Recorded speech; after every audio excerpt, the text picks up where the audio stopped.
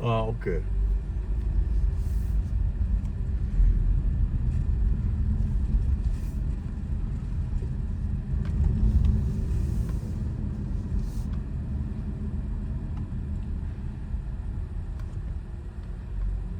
ペルノ先生テンポが速いしって言ってたから、こ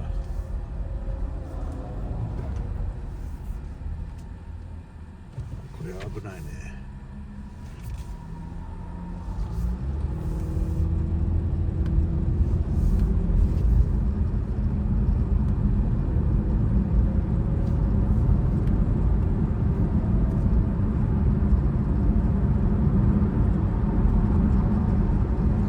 ここは危ない通りだね。よくない。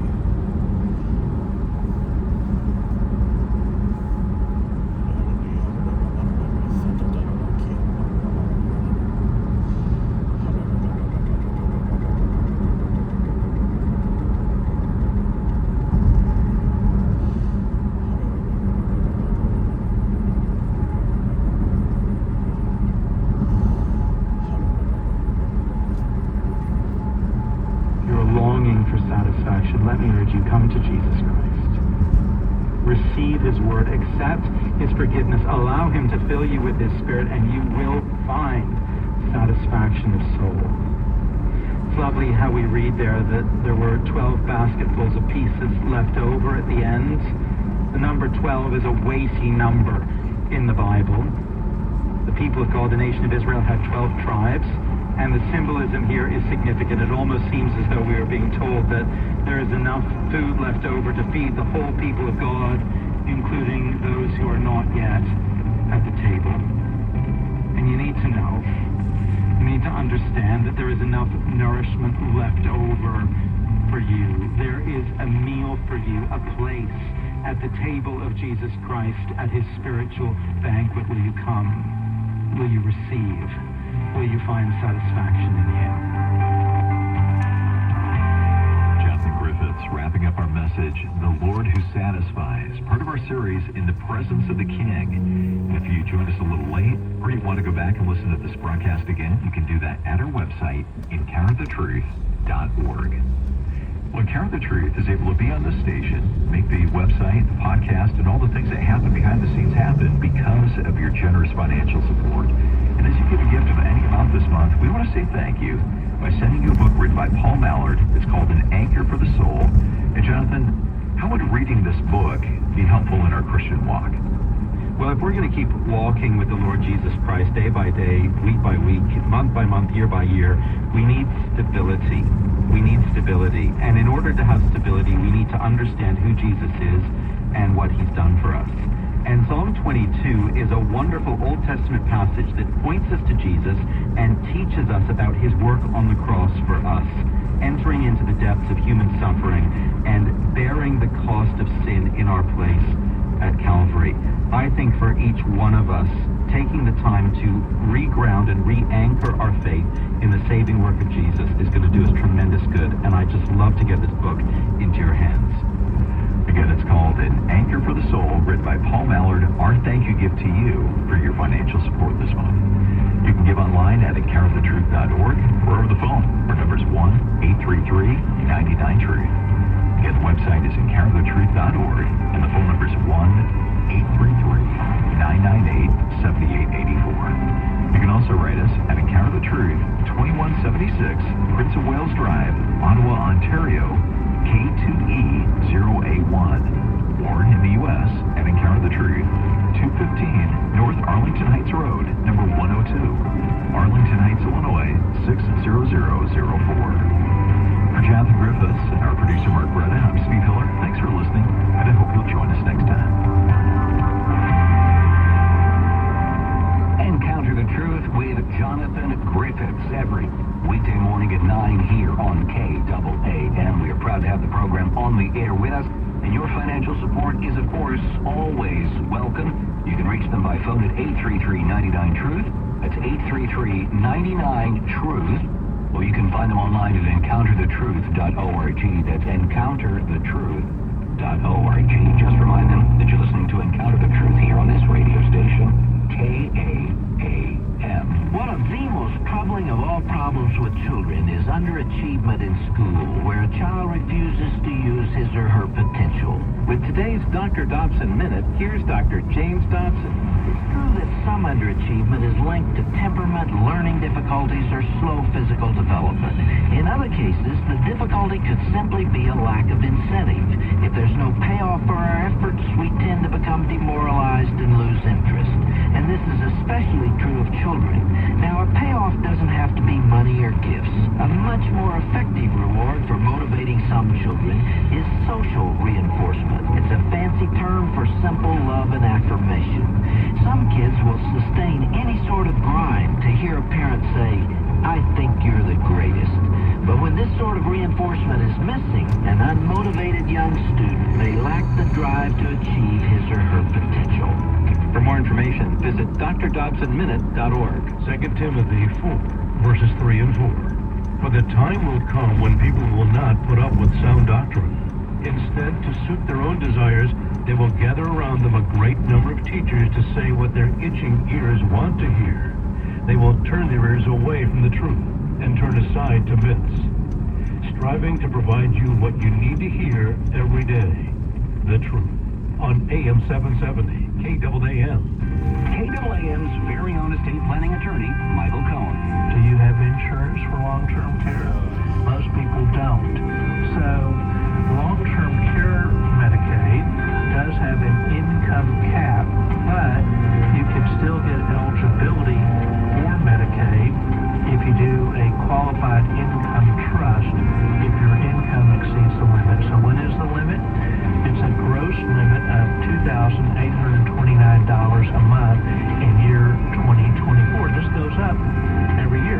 Once again, estate planner Michael Cohen demonstrates his exceptional knowledge of Texas law, and that is why you should attend his next free workshop this month to ask him any question you like about estate planning or government assistance. Call 214-720-0102, 214-720-0102, or go to DallasElderLawyer.com. Did you know VA home loans are a key to home ownership for those who served?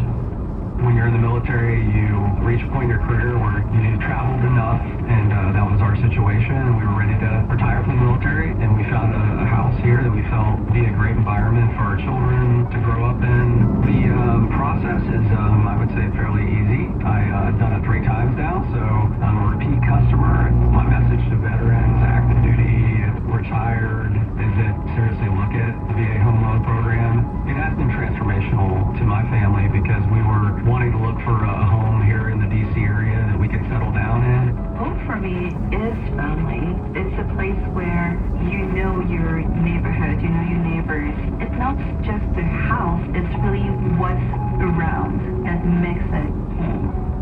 To learn more about VA home loans, visit va.gov/home loans. Ever lose your keys?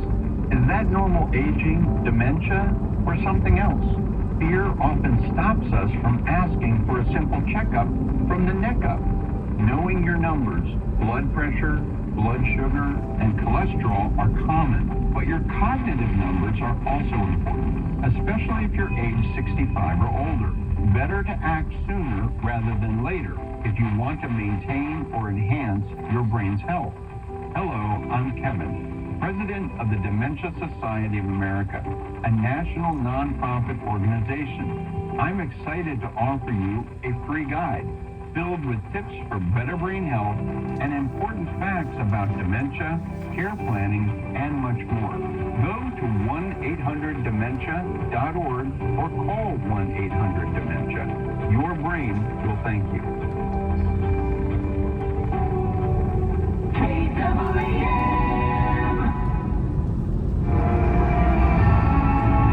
Christian Educational Ministries is pleased to present this encore sermon by Ronald L. Dart.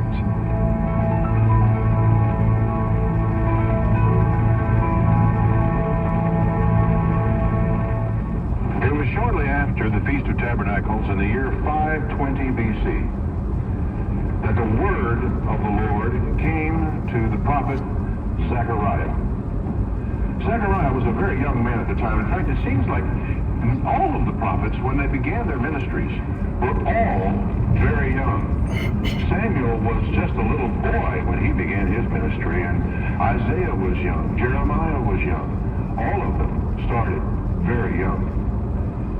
Zechariah had a visitor. The scripture calls the visitor the word of the Lord. I think the way we translate that these days, it tends to obscure in some people's minds what happened. Because the assumption is the word of the Lord came to him, he's sitting here and he hears a word being spoken. Whereas in actual fact, the implication of what's going on here is that someone called Dabar Yehovah or Dabar Yahweh came and spoke to Zechariah. Zechariah is in the first wave of refugees who returned to Jerusalem after a 70-year exile. He is back in Jerusalem when the word visits him. And here is what the word has to say. The Lord was very angry with your forefathers. Therefore tell the people, this is what the Lord of hosts says. Return to me, declares the Lord of hosts, and I will return to you. 3 times in this little section, he uses the word Yehovah Tzava, literally, Yehovah of hosts, the Lord of hosts, as is translated in your Bible. And he's talking about, he says, don't be, he says, like your forefathers, to whom the earlier prophets proclaimed. This is what the Lord of hosts says. Turn from your evil ways and your practices. But they wouldn't listen to me, says the Lord. Where are your forefathers now? Well, they went into captivity, and they died there. Those who went in and the 70-year captivity didn't have a whole lot of hope of coming back alive out of that. But did not the prophets, by the way, he said also, the prophets who spoke to him, did they live forever? No. All your forefathers are dead. All the prophets are dead. And then he goes on to say, but did not my words and my decrees, which I commanded the forefathers, did they not overtake your forefathers? What he is saying is simply this. Your fathers died. The prophets all died. But the things that I said came to pass. My words survived all that.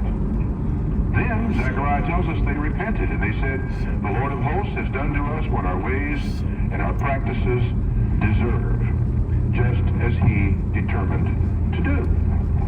Now time passes, and Zechariah falls into another vision. This one is called the vision of the horses and the riders.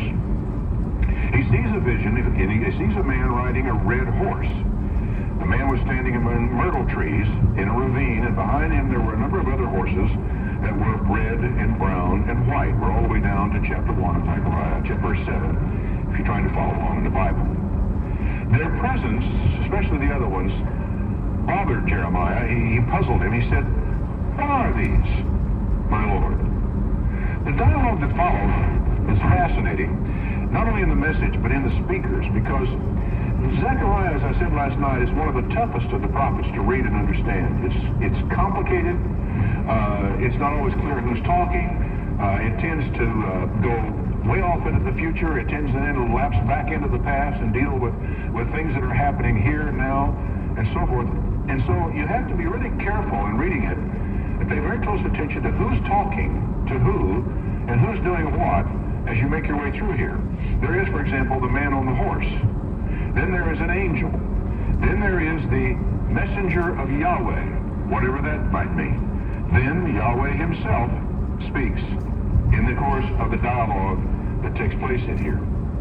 Now, for now, Zechariah speaks to us. The angel that was talking to me answered, I'll show you what they are.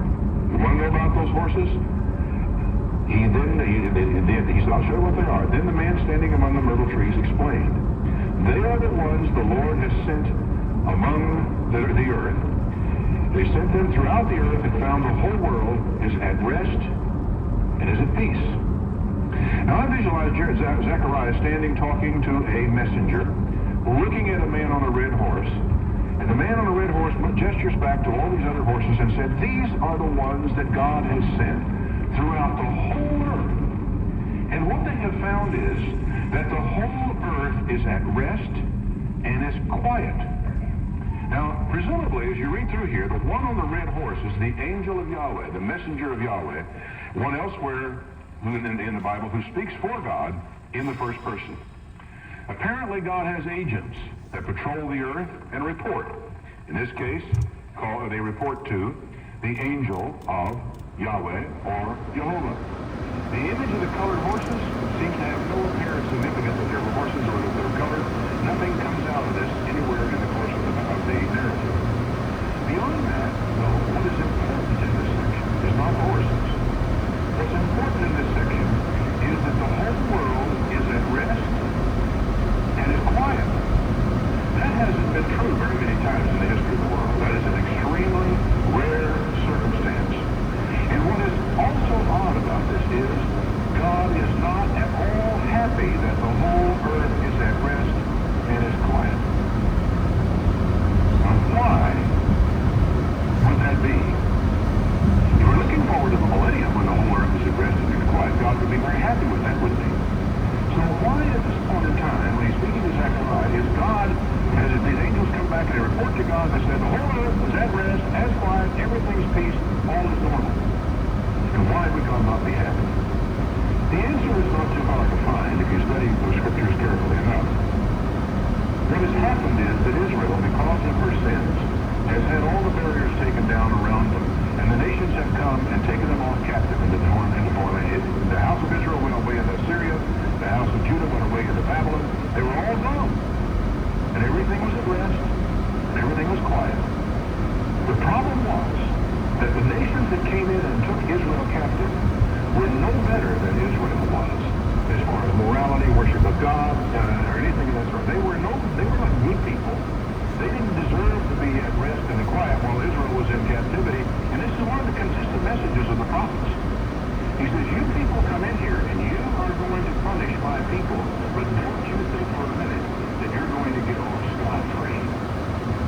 So here we are. They come back and say the whole earth is at rest and is quiet, and God is not pleased by the report. Then the angel of Jehovah says, how long will you withhold mercy from Jerusalem and the towns of Judah, which you have been angry with for these 70 long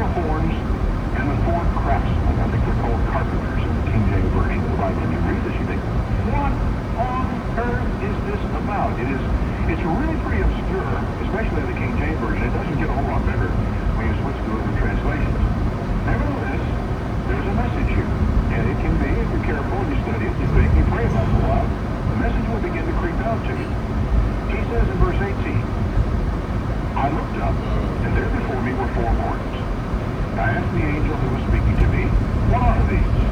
He said, these are the horns that scattered Judah, Israel, and Jerusalem. Ah, okay, I got it. Horns, generally speaking, are kings. And these kings have come in, and they have scattered Judah and Jerusalem. Then he showed me 4 craftsmen, or 4 carpenters. And I said, what are these coming to do? He said, well, first of all, these were the horns that scattered Judah so that nobody could even raise his head. They had Israel so oppressed, so beaten down, a man couldn't even lift his head. He said, but the craftsmen are come to terrify them and to throw down these horns. In other words, first of all, we got the horns that are going to throw things down, but along are going to come some craftsmen or carpenters who are going to rebuild. They're going to terrify the horns of the nations, and they're going to be rebuilders. Now, if this were a one-chapter prophecy, if Zechariah ended right here, I would conclude that Zechariah was all fulfilled in history, that it had no end-time implication at all, and that we would look back on it with nothing more than just, well, I don't care. じゃあお父さん待ってるよ Doesn't stop there. ゆっくりしてていいからさ Is the vision of the surveyor. This section is really fascinating. You're going to have to pay very careful attention. Fasten your seatbelts, sit up, get your pencil out, be ready to take notes and mark your Bible if you need to. But this section is hard, but it's extremely important. I'm going to make 2 adjustments as I go through here that you need to know about. One is in the use of the word angel. Angel is probably one of the most misleading and confusing words in the entirety of the Bible. It comes from the Greek word angelos, which means messenger. In other words, if I send somebody from here back to Skip Martin in the back with a message, let's open the wall in the back so we got more chairs back there, which we do, by the way. That guy would be an angel. It wouldn't matter about his character or anything else. He's a messenger. He carries a message. He's my angel to Skip, as it were. Because angel is in everybody's mind a created being made by God who go to and fro and do God's will in the world. They are a subordinate created being in everybody's mind. They maybe have wings on their backs. They all have our images of what angels might be like. And because of that, it can easily mislead us when we're reading the Bible, more in the Old Testament even than in the New. You understand me? The word in both Testaments, malach in the Old Testament, angelos in the New Testament, means messenger. Nothing more, nothing less. And consequently, when you begin to look at these messengers in context, in who they are, what they're told to do, sometimes some very surprising things can come forth. You're going to see shortly why the difference is important. The other adjustment, which you've already heard me doing as I go along, is in the Hebrew name for God, which is found in the text. In some cases, it doesn't matter in our understanding, but in this case, it's extremely important to our understanding. In many cases, if we say the Lord, or if we say God, you know precisely who we're talking about. We're talking about the Father, or we have a general idea, and it doesn't affect our understanding of the verse or the passage in question. In this section, I'm going to either use Yahweh, which is one pronunciation suggested, or Jehovah, another suggestion pronunciation for the 4-letter name of God in the Old Testament, so that you'll understand that we're talking about somebody that's got a name as we go through here. There are particular people, and there's something extremely important in this passage about that name. Zechariah now is still standing with the messenger that came to him. Zechariah says, I looked up, and there before me was a man with a measuring line in his hand. I said, where are you going? He said, I'm going to measure Jerusalem to find out how wide and how long it is. Now remember, this is a vision. This man that he is seeing may be a spirit being, he may not be. To Zechariah, it's a man. He sees a man, 2 legs, 2 arms, so forth, walking off toward Jerusalem with a measuring rod in his hand. Where are you going? I've got to find out how long Jerusalem is and how wide it is. And the messenger who was speaking with me left, and another messenger came to meet him and said, run over and tell that young man, Jerusalem will be a city without walls because of the great number of men and livestock in it. Now, something unusual is beginning to come into this picture here. He's going to measure a walled city. The guy says, never mind. This city is going to be a city without walls, and you're not going to be able to measure it as far as how long and how wide it is, because people will be all over the place. And he then says, I myself will be a wall of fire around it, declares Yahweh, I will be its glory within. So now we've got something a little bit different coming on the scene, which implies most of us reading this, if you have much knowledge of Bible, you're going to conclude this is starting to look very futuristic. It's starting to look down to a time when Jerusalem has no walls, and when it's inhabited safely, and when God is there, when God is protecting the city round about. Come and flee from the land of the north, declares the Lord. I have scattered you to the four winds of heaven, declares the Lord. Come, Zion, escape you who live in the daughter of Babylon. He's talking about bringing everybody back where they were before. Now, who's been talking here? Who is speaking? Well, it's Yahweh who is speaking. For this is what the Lord of hosts, Yahweh of hosts, Yahweh Tzava, this is what he says. Quote, after he has honored me and has sent me against the nations that have plundered you, for whoever touches you touches the apple of his eye. Do you notice anything there? Who is he and who is me in that passage, and who is speaking? Listen to it. After he has honored me and has sent me. And it's who's speaking? The Lord of hosts. Yahweh is speaking here. Now, you and I can honor Yahweh. Is there anybody here who can send him anywhere? Can we send Yahweh?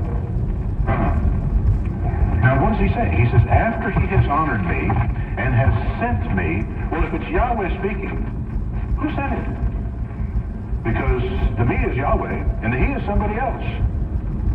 He says then, now let me read it to you. I read it to you again. He says, I will surely raise my hand against them, so their slaves will plunder them.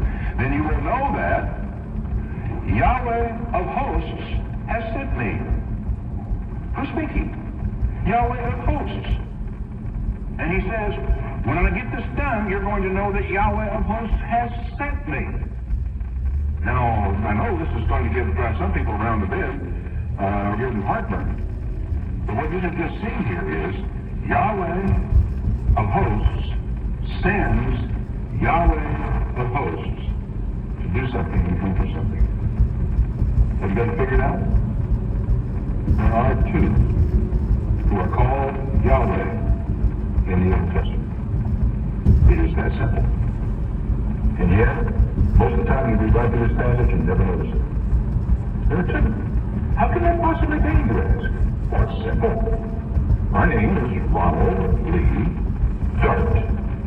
My father's name was James Tilden Dart. We are both named Dart because Dart is our family name. And this suggests to me then that Yahweh is the family name, and you have two people who bear that name. One of them is subordinate to the other. One of them sends the other.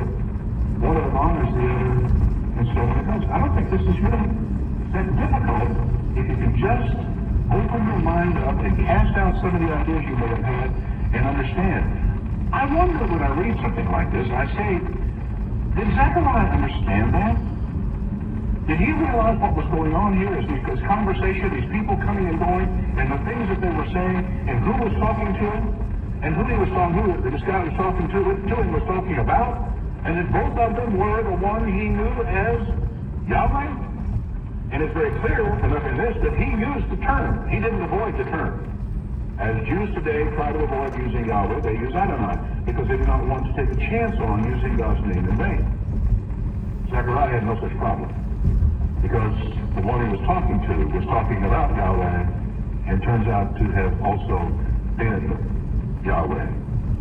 If you would like to share this program with friends and others, write or call this week only and request your free copy of Zechariah, Visions and Prophecies. Write to Born to Win, P.O. Box 560, White House, Texas 75791. Or call toll-free 1-888-BIBLE-44. And please tell us the call letters of this radio station. Shout and be glad, daughter of Zion, for I am coming and I will live among you, declares Yahweh. Many nations shall be joined with Yahweh in that day and become my people.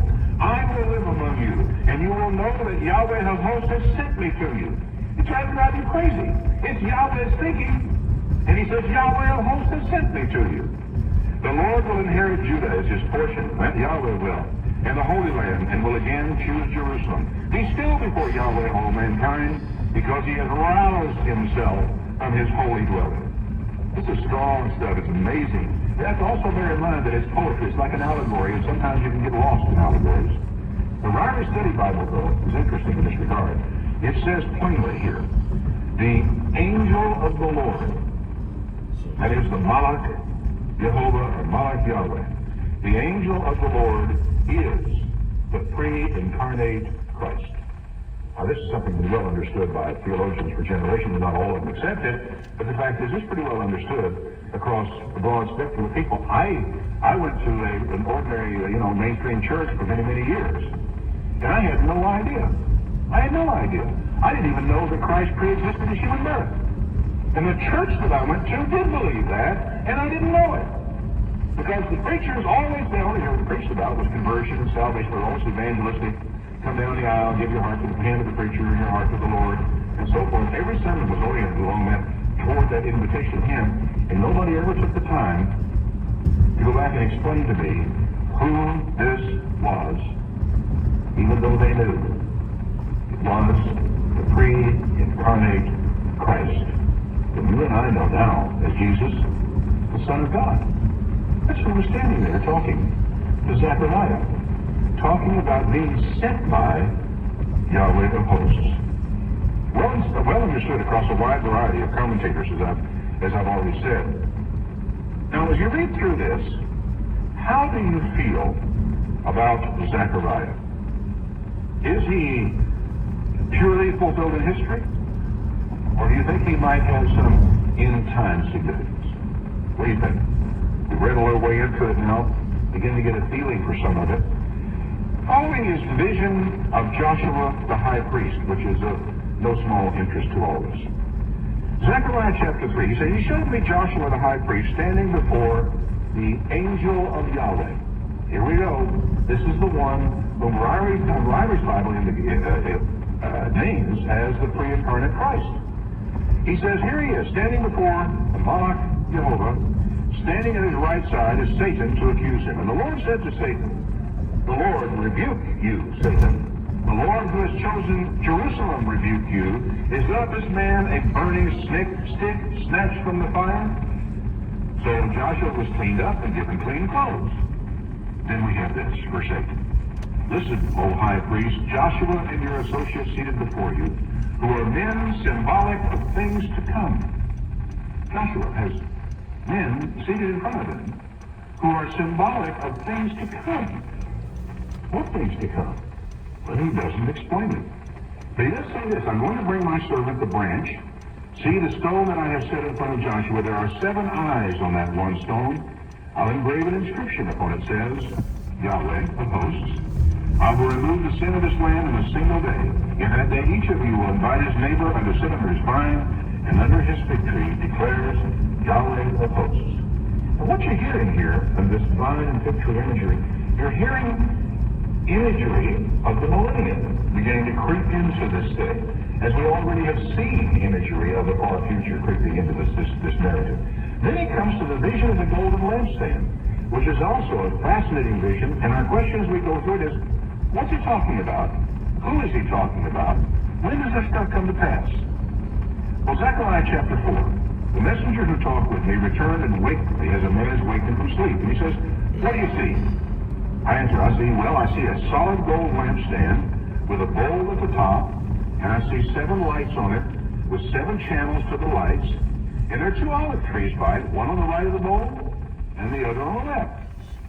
And I asked the angel that talked with me, I said, this is what I see. What in the world is it? He said, you don't know? I said, no, my Lord. He said to me, this is the word of the Lord to Zerubbabel, the governor. Not by might, nor by power, but by my spirit, saith the Lord of hosts. What are you, almighty mountain? Before Zerubbabel you will become level ground. Then he will bring out the capstone, the shouts of God bless it, God bless it. He's talking about the building, the finishing of the temple. Then the word of the Lord came to me. The hands of Zerubbabel have laid the foundation.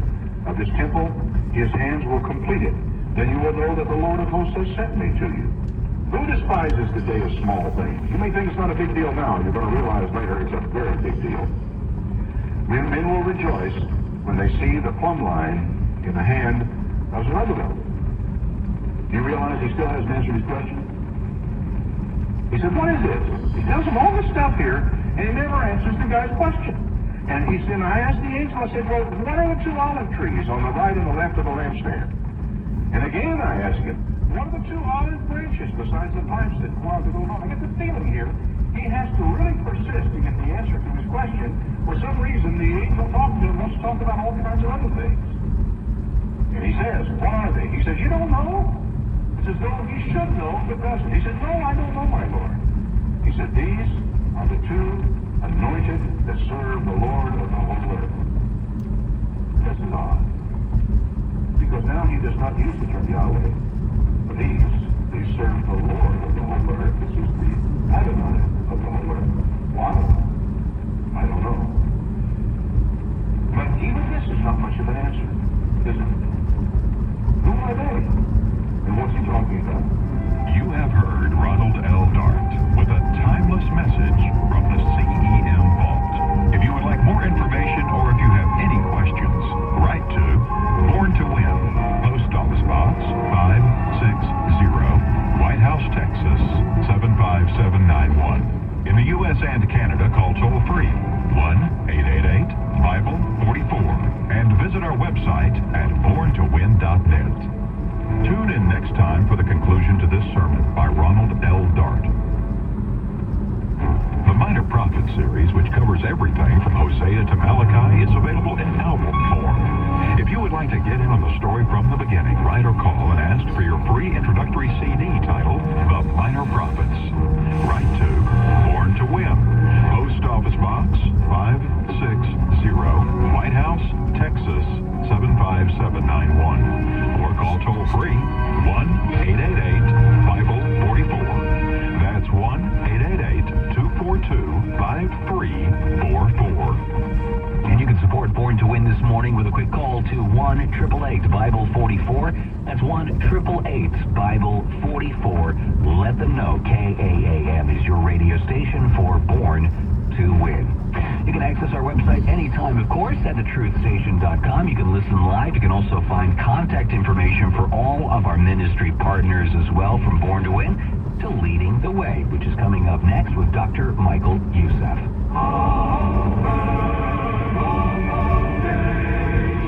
How should we organize the church or choose leaders? How do we live holy lives? Well, these are just some of the topics that Dr. McGee tackles this week as the Bible Buzz continues through the book of Titus. We'll hear the important advice that Paul shares with his protege and see much of it applies to us today as well. Hop aboard and go through the Bible. You'll hear Through the Bible with Dr. J. Vernon McGee, weekdays